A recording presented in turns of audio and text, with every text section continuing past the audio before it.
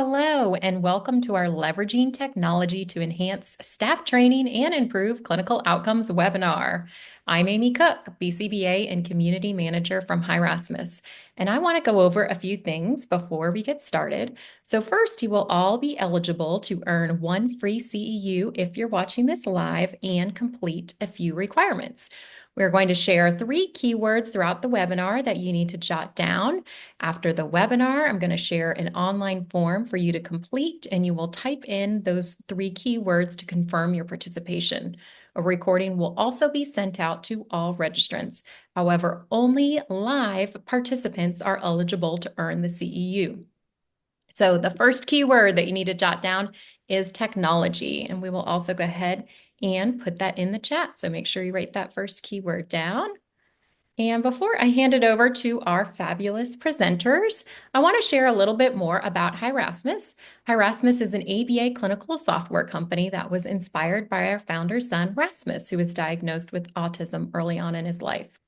Our goal is to help deliver the highest quality behavioral therapy services to 1 million children with autism by helping the people who help them: behavior analysts, techs, teachers, parents, clinical directors, and all of you that are here today. We provide the best clinical platform so you can keep the focus on the child in front of you. I'm now going to hand it over to our very own Director of Research and Outcomes, Dr. Kate Davis. Thanks, Amy. All right. Hi, everyone. Thank you for joining. Today, Dr. Erin Moran and myself are going to talk about leveraging technology to enhance staff training and improve client outcomes. First, though, I would love to introduce us. And so I'll start with me before I pass it over to Erin and introduce her. As she had mentioned, my name is Dr. Kate Davis, and my PhD research was conducted in staff training. So I think that gives me a nice leg up in presenting on staff training and kind of incorporating that into our day-to-day practice. In my PhD research, I incorporated a blend of evidence-based practices to maintain that treatment integrity over time, which is certainly something that our field needs more of. My experience in the field has been deeply rooted in staff training, clinical excellence initiatives, and outcomes-related strategic planning. And as Amy had introduced, I'm the Director of Research and Outcomes here at Hierasmus. I want to give you guys fun facts about Erin and I, right? Keep this light. So, a fun fact about me. In my free time, for those of you who don't know, I have a farm and it's springtime here. So I always will have my hands on chicks or turkey poults, cows, sprouting vegetables, flowers, and all the fun things, right? It's that time of year. So that's one little fun fact about me when I'm not in this webinar, right? Or working at Hierasmus. I would also love to introduce Dr. Erin Moran.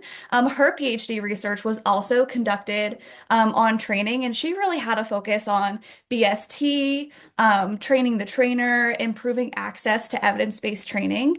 She's certainly held lots of really great positions in the past, which she's led the charge on training initiatives, and she currently serves as the Director of Curriculum and Training at Hierasmus. All right, Erin's fun fact. I asked her if she had a specific one that she wanted me to use, and she told me to pick. So I picked this one. In Erin's free time, Erin loves to ask ChatGPT to roast her. And then she loves to make critical life decisions impulsively on the roast. So, like randomly buying a house, and we will find out soon if she's going to be buying a house in the next 24 hours. All jokes aside, though, together, Erin and I make quite the team to bring data-based decision making to our platform and product development. So we're super excited for this webinar. Next one. Okay. I'm sorry. I was just going to highlight the objectives. Since this is a BACB CEU, you will definitely walk away with some learning objectives. Some three things that we want to focus on are identifying common barriers to staff training, identifying key components of effective staff competency sessions, and then also utilizing new technology to run more efficient staff training. And as far as our agenda, we're going to keep it kind of light. So we'll do an introduction to staff training. We'll go through our methods. We'll look at results. We'll go through a little bit of a discussion, and then we'll have some concluding remarks. All right. Thank you, Kate. I really did not know what fun fact you were going to tell about me. So Really Well, now bad, they know. really too embarrassing. Um, okay, so I want to get started just by thanking you all for taking the time out of your very busy days to join us. And I do hope that we can really hear from you guys in the chat. I welcome any questions or comments as we go.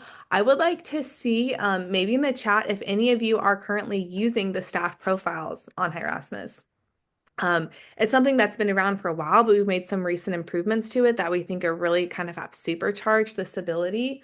Um, and our goal in the study that we're doing is to really critically evaluate the impact that it's having on the clients. But before we get there, we'll start kind of taking a look into best practices in staff training.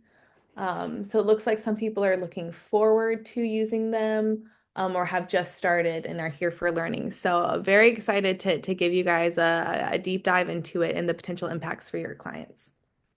Okay, so best practices in staff training, as we all know, are competency-based training practices. So we know that didactic training, just taking a learning course or an online module, isn't actually that effective in teaching performance skills, actually implementing those teaching strategies that you'd want to see with the learner.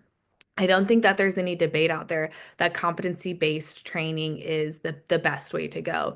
And we are all very familiar with behavioral skills training, right? Our components of providing that instruction, then giving a model, having the practice, and then receiving that feedback, right? So the hands-on, giving them that real training, um, is what we know is the gold standard, right? However, that's not always what happens in reality, and we have this gap, right, between what we know is best practice and what's actually happening. So researchers completed a study in uh, 2022 where they surveyed 578 practitioners. This included BCBAs, RBTs, BCBADs, and the majority of the BCBAs surveyed in this were certified in the last 6 years, which reflects kind of the population of BCBAs in general. And most of the individuals in this study worked in centers, homes, and schools. And what they found when asking about their initial pre-service training is that we can see here that there was a heavy reliance on verbal instructions, right? So most people, when they're getting their training, they're receiving those verbal instructions, followed up next by written instructions being the next most common. We do see some pretty decent use of those lecture didactic trainings and modeling. But then we see it start to fall off a little bit, and we're seeing that there's less opportunities for that role play, less opportunities for practice with the clients, and less opportunities to receive, really perform to mastery in role play or with the client, even though we know that these are best practices.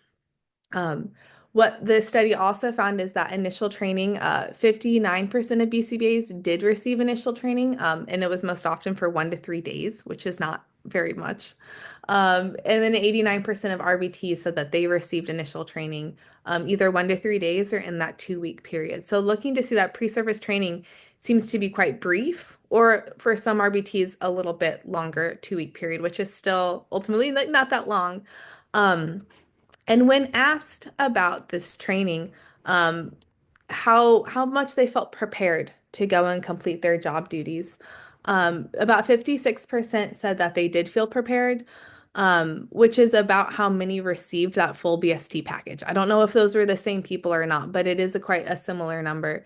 And then we see less people feeling somewhat prepared or not be prepared or other. Um, Additionally, this study looked at characteristics on ongoing training. So, the ongoing training that clinicians receive, about 80% of respondents said that they did receive some form of ongoing training. 66% said that they had observations, and 70% said that they get performance feedback. Um, Weekly occurring for about 32% of participants, and monthly for 28% of participants. Those were the two most common. So there is a level of ongoing training that's being reported. But when asked about what kind of feedback are you receiving on your performance, they mostly responded verbal, which makes sense. You see someone in the moment, you're giving them that for verbal feedback, and then a little bit less with the written, and not very many being able to receive that graphical feedback to see their performance on a chart and how it's changing over time.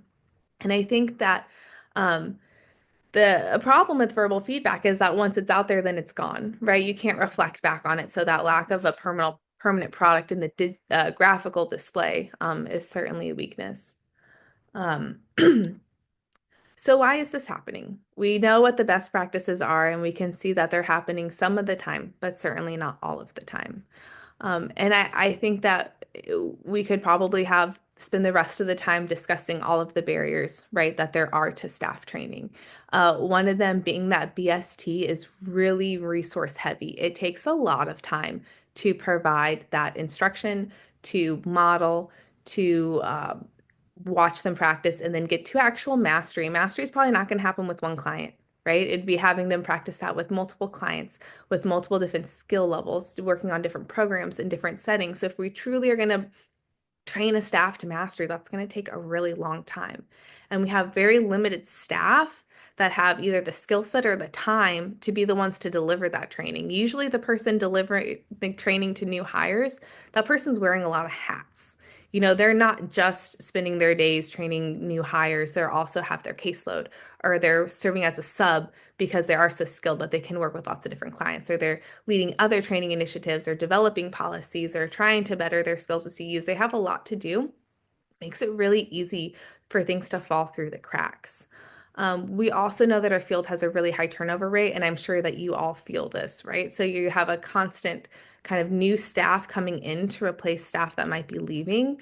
And we also see so many organizations right now just expanding to really meet that demand for ABA services right now. So not only are you growing your team in numbers, but also replacing those that might be leaving. That has just a constant demand on that training that is very, very difficult to fulfill. What we can also consider, we have a lot of talk in our field about competency-based training, staff turnover. None of that is probably very new to you, but I do also want to consider one other factor when it comes into staff training, and it's the ease of being able to run a staff training and what technology, what materials you need to be able to run that. So I want to take a few minutes here to talk a little bit about technology overload. So this is a phenomenon that occurs at the point at which a marginal addition of new technology reaches the point of diminishing marginal returns. So what they're talking about here is if you're working in a workplace, right, and you're using one piece of technology for something, and then you add a second platform and a third platform and a fourth, and you keep adding to try to meet different needs or to try to improve your staff performance in certain areas, at what point is there a tipping point? And now there's too much technology, right? And I feel the irony here working at a technology company, presenting about a technology product and talking about technology overload. But I think it's actually really important that this is at the forefront of our mind, so that we are being very mindful of how we develop technology so that we're not going to overload people. Some of the overload, the components that we see are system feature overload.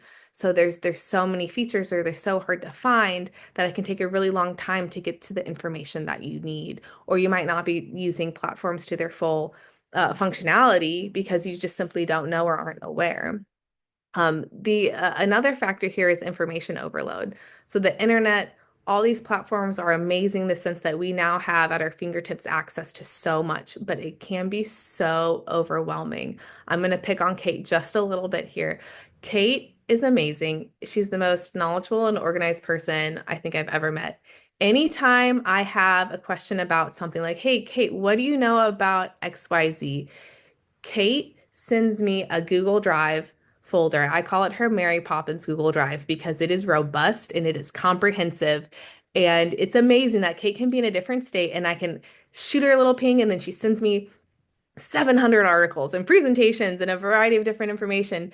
And it's can be a bit overwhelming, to be honest. And so it can be hard then to sift through and to get to where I actually need to be. And I did bring this up when we presented this at Calaba, and I have to say, Kate, you've done a really good job at tailoring it down now since then. So, it's just being mindful with how we're using and sharing technology, right? And then finally, what we see is a lot of communication overload, which I'll probably talk a little bit more about in this next slide here. So researchers completed a systematic review looking at technology overload and the impact that that has on staff performance.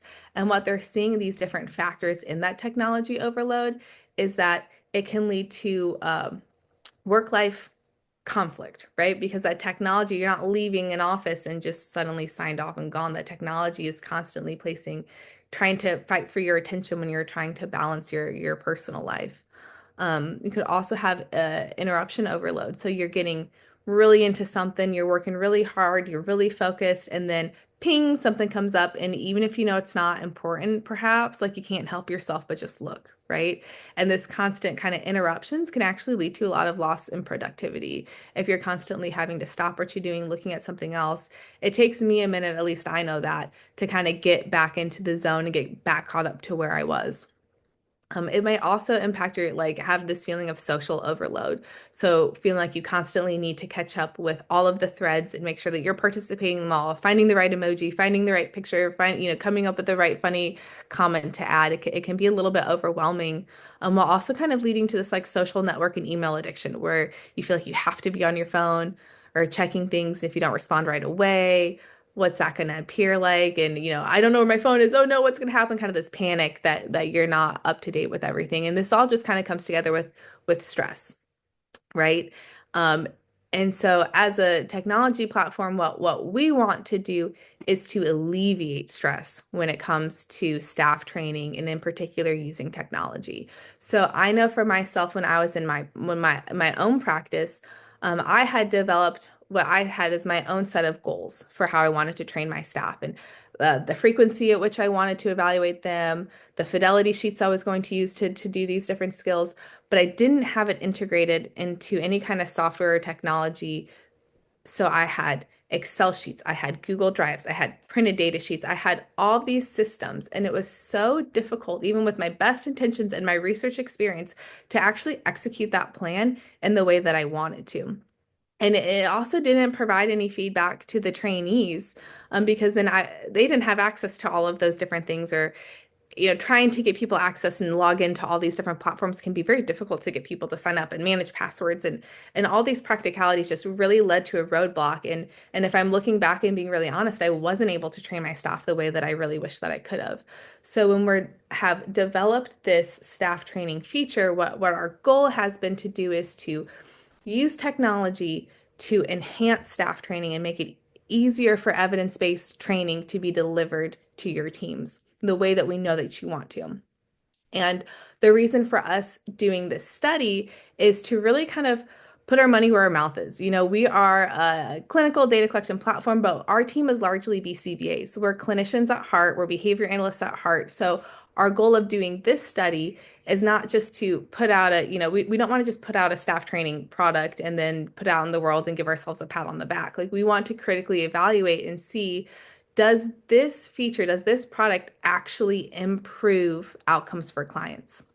So this was what we set out to do in this study, is to evaluate, is this staff training, is it effective in helping the learners?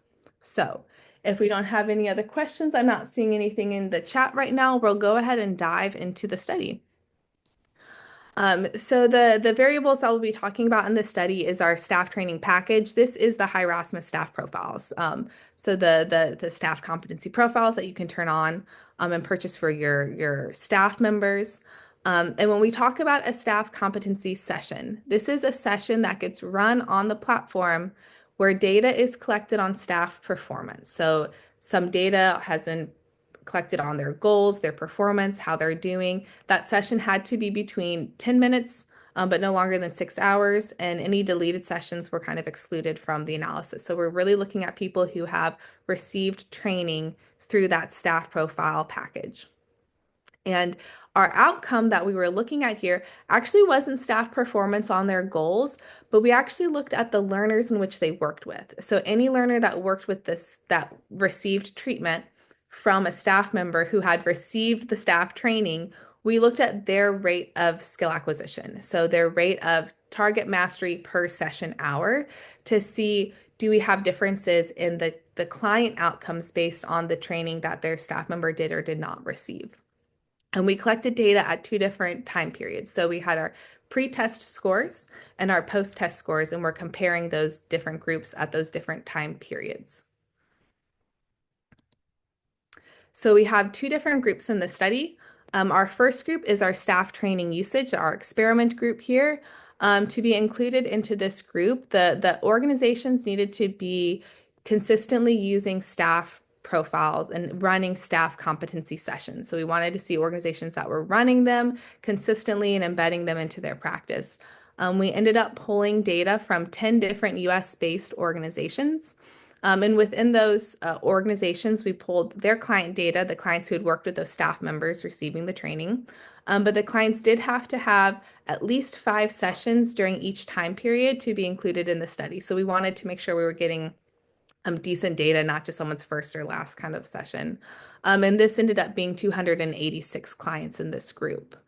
So our pre-data collection period for this staff training group was the 30-day period prior to the onset of the staff training beginning. So prior to the organization starting to run staff sessions, that 30-day window, we pulled the data to find that the averages and the scores for rate of master target per session hour. We then pulled data on average 105 days later. So each organization started staff profiles, started using them at different times. So we didn't have an exact time frame to pull it. We pulled the post-training data in this window here, but the average time period that they spent in training was 105 days. And on average, the staff members received 12 training sessions. Our control group were organizations that were not using the staff profiles at all. So maybe they were training their staffs, but they were not using this technology package to do so. We ended up pulling 12 US-based organizations of similar sizes, and the clients had to meet the same criteria, so 5 sessions or more in each time period. They also ended up having 286 clients that met that criteria. And what we did for their we kept their post-training data collection window the same.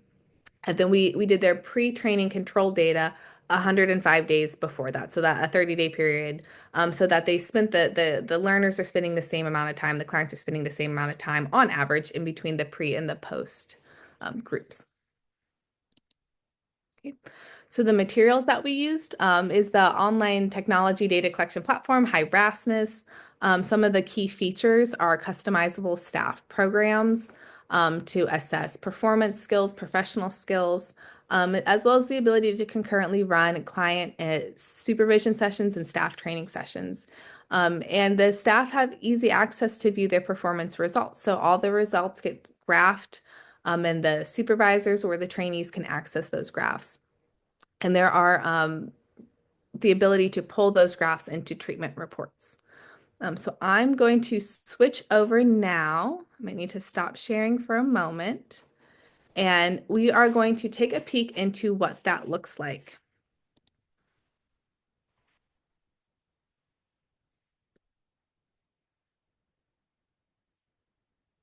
Just give me 1 second to pull the window up here, and then we'll be all set to go.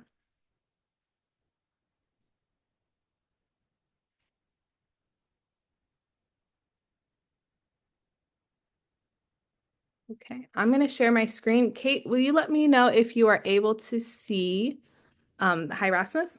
Yep, you're good. Okay, great. So I'm logged in currently. I am a supervisor is who I'm logged in as. Okay, so a behavior analyst. And my staff that I'm training is Isaac. And I can see that right now Isaac is running a session for Rory. So I'm going to go ahead and go into supervise mode and supervise this session. So you may be familiar with this if you do use supervise mode. But what I now have the ability to do is add a staff competency session. So I just click add. I'm going to go for, I've set up different sessions for Isaac. So I'm going to go ahead and just go to his 30-day session. I'm going to add Isaac in. And now what I have the ability to do is to toggle back and forth between completing my supervision activities for Rory while hopping over to Isaac and also collecting data on his performance. So if we're trying to teach him ABA data collection, I could just really simply take data as he's going. Oh, I want to hop over and make a few notes for Rory's behavior may be, then I can hop back to Isaac.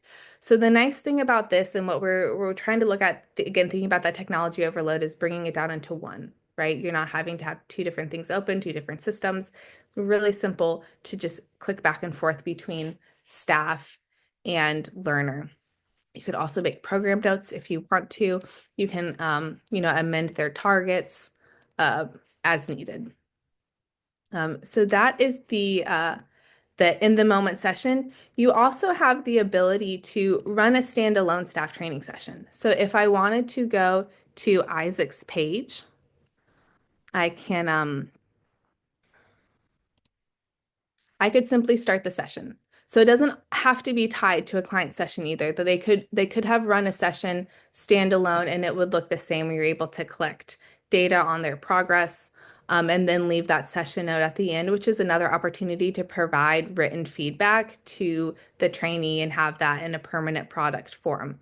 I do want to take a moment before I keep going to uh, um, no, the organizations weren't required to use any particular feature. So it was up to them to determine which of these features to use and which ones not to use, but they were all available. So for Isaac, after the data has been collected, we can go to his progress and we can view his performance just like you would a client, right? So we can see his graph. You could drill down into the targets to see their performance. And Isaac would have access to this data as well. So he's able to monitor how he's doing and how is he performing compared to his expectations or what he's hoping to achieve.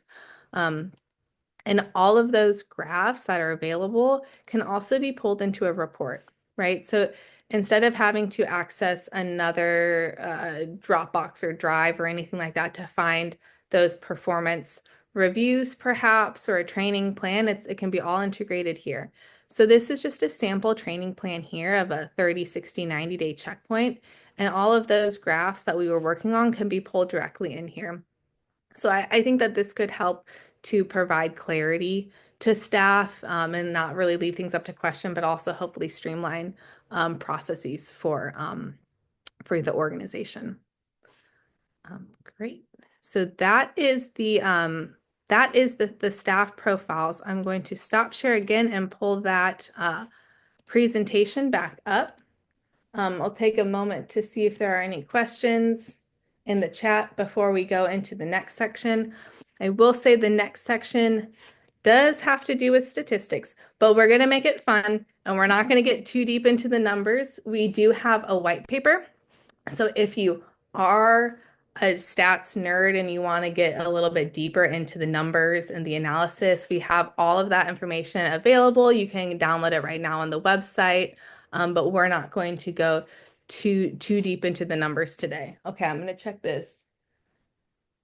Investing in it, and it shows the importance of the data. Yes, definitely. It just helps you to make those data-based decisions for our staff, which I think is what we all really want to do, right? Okay.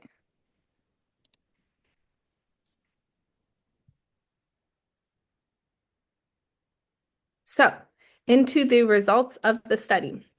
So when we pulled our data,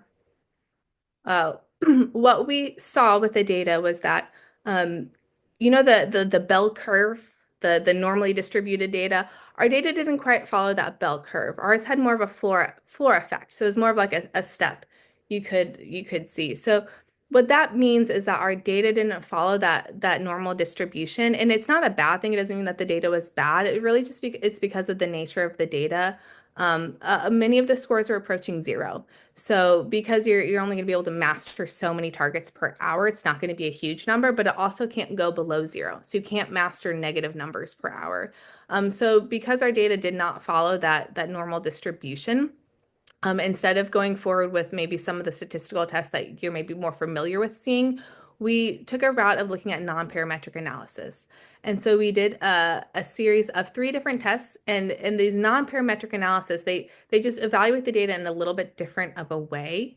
And we'll talk about that here in a second. But we went forward with a series of 3 different analysis. The first one is the Wilcoxon signed rank test. And that looks at each group individually. So it looks at our experiment group individually and the control group individually, and it compares the pre and the post test scores. So is there a difference between those two scores? The Mann-Whitney-U test compares the groups to each other. So in our baseline and our pre-test scores, were the groups the same, or are we comparing apples to oranges? And again, in the post, are the groups the same, or is there a difference in their performance? The Quaidson-Kova is a further, more sophisticated analysis just to take a deeper look and see if we control for all these variables, if the results from these still hold. So these analyses are not going to talk about averages because we're not following that distribution, right? Because if you look at the normal distribution, the average is right down the middle.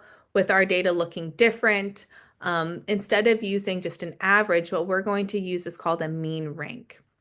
So imagine we have all the 500 and something participants, and in the two groups, we combine them and we rank them. So at the bottom of the rank, we have the person who had the lowest rate of mastery targets per hour. And at the top, you have the person who has the highest rate of mastery. And we rank everyone from the two groups, and then we pull them apart, right? So now everyone has their own ranking, and we average that rank per the group.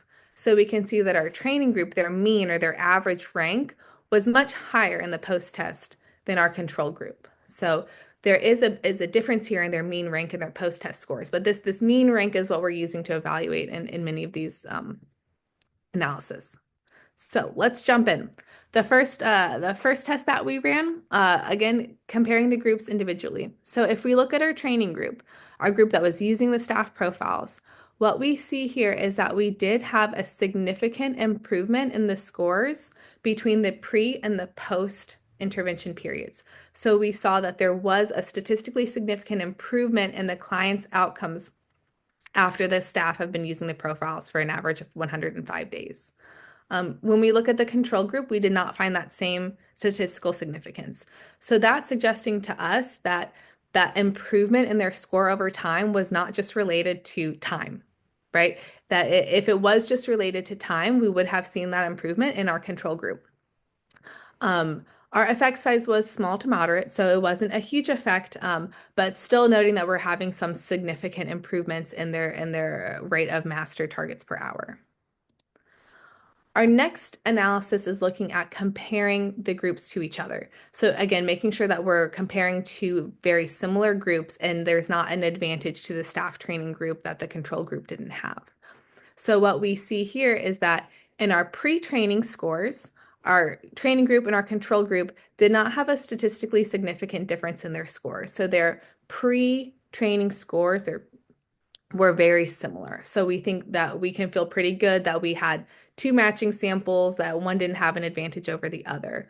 Whereas when we look and compare their post-training scores, we did see a statistically significant difference in their scores. So there does seem to be something different happening with our staff training where their clients are having better scores after their staff have been using those profiles. And again, another small to moderate effect size. And our final one, I know I said we weren't getting into the numbers. We're not going to talk about all of these, but this is just a further analysis. I'm trying to control for some of the variables. And again, it's supporting that our training group did perform better than the non-training group. Another small effect size, but still a significant difference. And this analysis also showed us that the pre-score did very strongly predict the post-test score for the clients. So that might be something to consider in terms of staffing and training, that the clients who were scoring higher before were more likely to be scoring higher after. I don't think that that's too surprising. So to summarize, the groups were similar at the start of the study. The training group had significant improvements after the training. The control group did not show any improvements over time. And the training group did outperform the control group. Our effect sizes were small to moderate, and the higher pre-test score was a predictor of a higher post-test score. So I know that we were looking at a lot of stats and numbers here that maybe don't have it maybe is hard to grasp. Like, what does this really mean for the learners? So what Kate is going to do next is take us through like some examples of what this could actually look like in real life and what the clinical significance of these findings are. Amazing. Thank you. So, as Erin had mentioned, in this discussion, we'll look at the implications of our research if the statistical significance didn't speak to you. I imagine the clinical significance will. So, we'll look at a couple things here, the intersection of staff training and client outcomes. We'll look at building smarter systems with staff training. I would love to highlight an example organization so that way we can bring it home and you can see what it might look like or could look like for you. And I also have a showcasing of a real org staff training competency program for you to look at. And then last, as any research, we'll review the limitations and future implications of this study and hopefully where this takes us. So, Erin had mentioned statistical significance, right? And it refers to whether or not an observed effect in the study is likely due to chance or if it's real based on predetermined thresholds, right? And it doesn't necessarily measure the size or the practical impact of the effect, just whether or not it's likely to happen randomly. So, clinical significance is really important to us as clinicians, but also as researchers because we want to refer to the practical importance or the meaningfulness of a research, so that way everyone in this room can take away something, especially in behavioral health. And so both are super important. We want to ensure that validity, but we also want to make sure that we have that clinical significance. And it tells us if the results matter to everyone in this room and to our field. So a good study aims to achieve both, and I would love to actually just continue to showcase that clinical significance. To highlight both statistical and clinical significance, we chose to look at rate of skill acquisition, really because this is a variable that's most commonly used to note meaningful outcomes in our field. Of course, there's a large variety of different metrics, but rate of skill acquisition is one that's commonly used. And then also, too, this is something that was easily accessible for us to grab as our data platform exists across multiple orgs, right? So we know that we can look at rate of skill acquisition across all orgs that use our platform. And so it's a really nice metric for us to use for research, for benchmarking, aggregate data, those kind of things. Okay, so let's get to this slide. This slide in particular shows a predictive model of the average number of master targets per week across different ranges of session hours. The blue bar represents pre-intervention data. So what we did is we used the pre-treatment rate of skill acquisition, which was 0.49, while the mint green bar represents post-intervention data. And that post-treatment rate of skill acquisition was 0.67. And I want to emphasize that this is a visual and it's a predictive model. When you assign the number of session hours to the rate of skill acquisition, this is a predictive model of what you could see for results. And based on our study's findings across the pre and post rate of skill acquisition, the post-intervention data suggests an average of 4.5 more master targets across skill acquisition hours compared to pre-intervention data. Okay. So, kind of just to translate it a little bit further, how does rate of skill acquisition translate to meaningful outcomes? And so, if 0.49 doesn't speak to you and 0.67, likely not, or if it doesn't speak to your clinicians, then this is a slide that can help, again, predictively show client-centered outcomes. And so if you look at this, you can see that the post-treatment rate, 0.67, if a client worked 3 session hours per day, again, this is a predictive model, for 15 session hours per week, and they had 60 session hours per month, the client might master approximately 2 targets per day, 10 targets per week, and 40.5 targets per month. And so, of course, there are other variables that are impacting the rate of mastery, but you can see here that at 0.49, the client-centered outcomes look to be smaller than the post-treatment. So again, just a predictive model to show you how important rate of skill acquisition is, and what this pre-post difference could mean for a client. So kind of shifting gears, and looking at how we look at outcomes and how staff training fits within our client-centered outcomes. So here at Hyerasmus, we align very closely with the CASP identified language for talking about outcomes. And so CASP uses terms like short-term outcomes, long-term outcomes, structure, and process metrics. And so we want to make sure that, again, we as an organization are aligning with best practice. And so we've, again, structured our way or our process in a similar way. Short-term outcomes indicators capture changes that occur within like a shorter time frame, and they often serve as predictors of long-term success.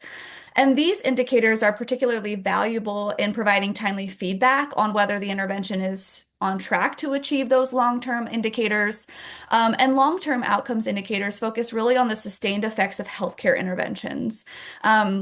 And those often require years to become evident.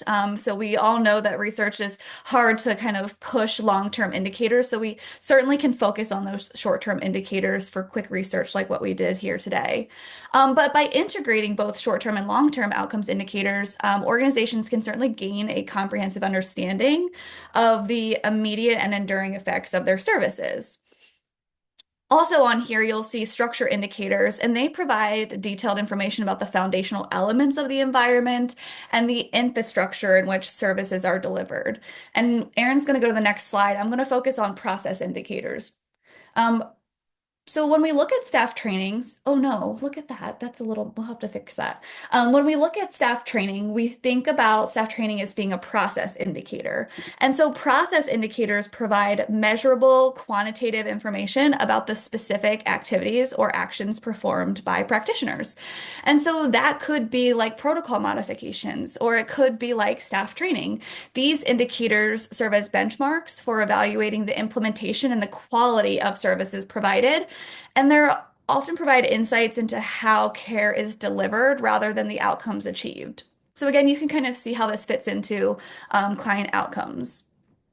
Go to the next slide. Okay. So what I want to do is move into how building smarter systems with staff profiles can improve your data collection and how you use it. And so there are 4 different ways that we wanted to highlight how you could use this data to build better processes or smarter systems within your org. And we actually pulled these from current orgs, right? So this is what current orgs are doing with the staff profile data outside of learner outcomes. The first one is staff competency pathways. How cool. We have organizations that are using staff data to build clear growth pathways based on demonstrated skills, not just tenure. And it really empowers employees, kind of as Courtney had mentioned in the chat, to be transparent and to really have this accountability, this transparency and development. And they're certainly planned by their tailored roles. It's really great. The other kind of opportunity that we have orgs using that they've come to us and shared is leveling systems. We have an organization who came to us Erin, last month, I think, and was sharing about how they've created structured career stages by aligning staff competencies, experience, and impact. And so this really fostered in their organization fairness of the leveling system, clarity, and essentially motivation through objective leveling based on the real data that they're getting in staff profiles. Number 3 is performance-based bonuses. So this is a really fun one. Money talks, right? One organization in particular that we're aware of is tying bonuses to meaningful mission-driven metrics like client outcomes and documentation quality. And so they certainly use staff profiles to reward high-impact work and consistently use it as a way to inspire different culture. Numbers 1 through 3, we actually are highlighting this on June 25th. So we have a spotlight webinar if you want to hear more about how organizations are doing this. We do have a couple organizations that will join us and showcase how they're creatively doing this on the platform if you're interested. And then number four is staff-centered outcomes reporting. And so we do have an outcomes reporting service that we offer here at Hirasmus. And one thing that we can do with staff-centered data is we can track and respond to staff experiences, to staff growth, contributions to the organization. And we can use these reports to essentially build a stronger, more engaged workforce using outcomes reporting data. What I'm going to do in this next slide is showcase some of the different features that you might see in our outcomes reporting products for staff-centered reporting. So here's just, again, a couple screenshots, but on the left, what you'll see is an executive snapshot of a clinical team. This is a staff-centered report in which this organization uses a monthly rounds focus. They were doing this pre-Hirasmus. We just improved their process. So they were looking at 4 different competencies that you can grab from our staff profile library that Erin has so thoughtfully put together. Professionalism and punctuality, naturalistic environmental teaching, documentation, and ABC data collection. And so this organization has already set up their kind of red light, green light system. And what we did was we just created a report where they can easily see the results and really visually kind of make decisions based off of the data. Other key factors that you might see in a report like this include the KPI alignment, a data validation score, actionable insights, and then just a review of the data that's meaningful for the org. So they were already reporting on this. I think they reported that they used lots of different Excel spreadsheets to create something like this. And so again, we just really streamlined the process. On this next slide, there's just a couple different examples of the data that they are receiving. So they looked at staff profile demographics, and again, all of this is collected in their staff profile. We looked at the supervisor oversight across 2 different BCBAs. We looked at the percentage of improvement in competency scores, and we were able to slice the data differently depending on what the need was for the organization. And then another visual that you'll see here kind of in the front and center is the competency performance across the different competency areas that they were interested in. Next slide. Cool. So let's take a quick deep dive into one staff training usage org. So in our list of, in our experimental group, what we did was we pulled out one org and we really just wanted to kind of take a deep dive and understand how they're using our staff profiles. So this org in particular had 28 staff profiles and they had 23 staff training programs. They are located in Arizona, but you can kind of see the representation here across our experimental group. Okay. This organization had different staff training programs, as I had mentioned, but I wanted to highlight just a couple so you could try to envision what this might look like for you. They had 3 different categories of staff training programs, one being the behavior tech competency, another being session procedural integrity, and then the last one being session note quality. So they envisioned these as being 3 highly important staff training areas for their behavioral techs.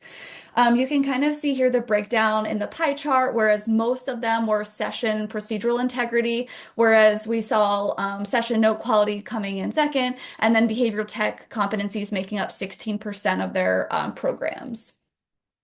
Okay, next slide. And then I wanted to highlight, what does one of their programs look like? So what we did was we grabbed a session note quality scorecard and we brought it to this webinar. And so I know this might be a little bit hard to see. You might have to zoom in. I'd be glad to send this resource to you if you're interested. But essentially what I want to highlight here is that this resource shows the treatment area, the baseline, the objective, the data collection, and the instructions on how to set up this program.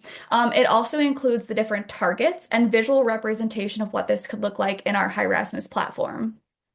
So I'm going to kind of jump into specifically what this looks like on our platform, just to give you some transparency. So Erin, the next slide has that. What could this look like on our platform? This is what it could look like setting up the program. So again, you can kind of see here what the targets look like. The next slide shows what the program will look like within a session. So how easy is it for a BCBA to go through this scorecard? They would click into each one of these kind of targets, if you will, of the scorecard. And then the next slide is a visual representation of what staff performance tracking could look like. This data is not great, right? Because there's only 2 data points, but Erin did a wonderful job of showing you what the insights graphs could look like. So this is just a way for you to see what the performance could look like. And that's what we have put together for a discussion. We'll conclude with some limitations, right? Any research has limitations. And so 2 limitations that we highlighted was we looked at the usage of staff training only. We did a deep dive for one organization, but I think Erin and I, for our next steps, there was a second word. Brooke, you're right. We completely missed that slide. Or did we get it, Erin? I don't think so. We have the slide in there, but I yeah, wonder okay. if you missed it when I did the demo. It was enabled. Yeah, it's enabled. Okay. Oh, Sorry. And Amy prepped us for that. That is our bad, Amy. We are so sorry. sorry. Sorry. Forgive us, Amy. Yes, please forgive us. Okay. So as far as our limitations, we did look at just the usage of staff training, and we would love to spend more time looking at how each organization did certainly kind of use staff training, how they set up their programs, how they ran analyses. Did they have a lot of programs? Did they have one program? Another limitation is our effect size. So we did have a small effect size, and so we would love to kind of follow up with and have data with a larger effect size.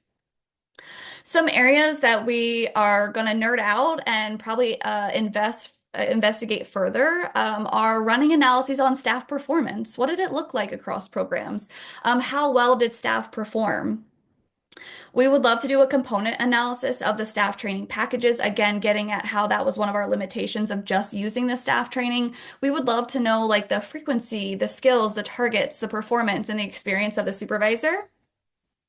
We would also love to examine the relationship with treatment integrity and the relationship with different client-centered outcomes. We used rate of skill acquisition, but I would love to possibly look at client satisfaction scores, the client's length of stay, improvements in assessment scoring, and client quality of life changes.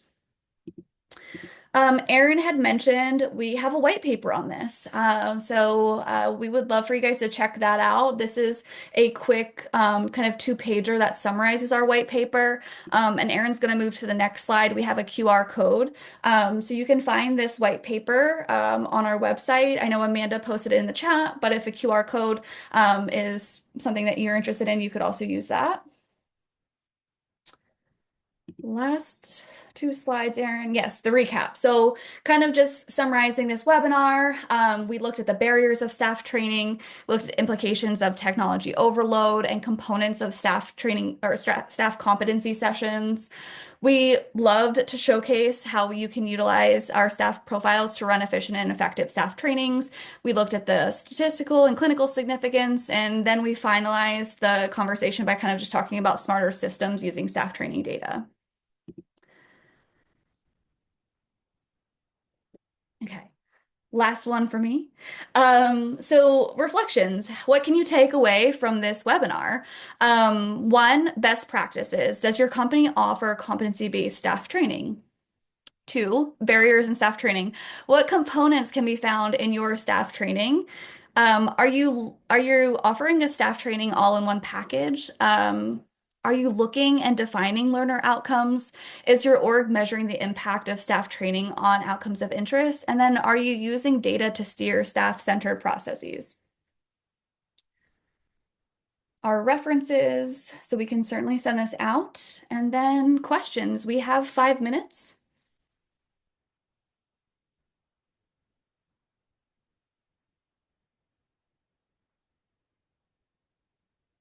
All right, next slide, Amy, we'll pass it over to you.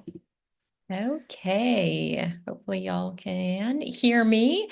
The last keyword is training. And I put the new link in there. Hopefully that link works. If for some reason it is not working, email me at amy@Hyerasmus and I'll make sure it gets fixed. But if you want to learn more and check out our website, you can book a demo to see how our platform can help you. You can also connect with us on social media and stay up to date with our latest webinars and free resources. I know Kate mentioned we've got a cool spotlight webinar where you can see how orgs are using some of these things on June 25th. And please also don't forget to complete the form in the chat to earn your CEU. I hope everyone has a fabulous day. Thank you for joining us to learn and grow together. Thank you all. And I will